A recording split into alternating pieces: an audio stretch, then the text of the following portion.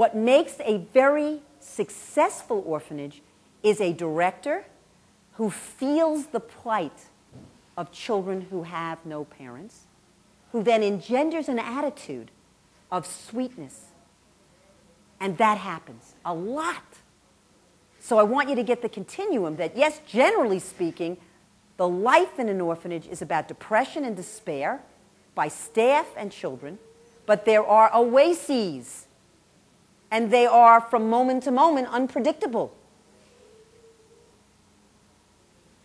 And so children who end up with experiences with staff who may give them moments of love and care and support can actually rise in their hearts and souls to be very, very, very strong. And that is what we see. But they are made up of so many different experiences.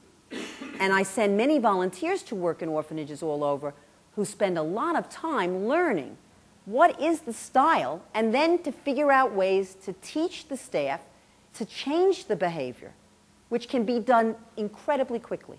Perfect example. In Ecuador, I had an orphan ranger, which is a volunteer, working in a small orphanage, and what happened was the person noticed that the babies would be fed one at a time, the toddlers, while the other toddlers observed. How do you think that felt? They were crying, or they were just sitting there with a gnawing belly. What she taught them was that those babies, once they could sit up in a chair, those babies could actually finger feed. What an idea. So she clearly was able to change the behavior by just putting food. She quietly, without any speaking to the staff, just would put Cheerios or pieces of cut up fruit on the trays or on the table for the kids. And so while the staff continued to feed one at a time, after a while, they got the message. There was no conversation needed. They just all started to set the tables for the children in the room and put a variety of interesting foods.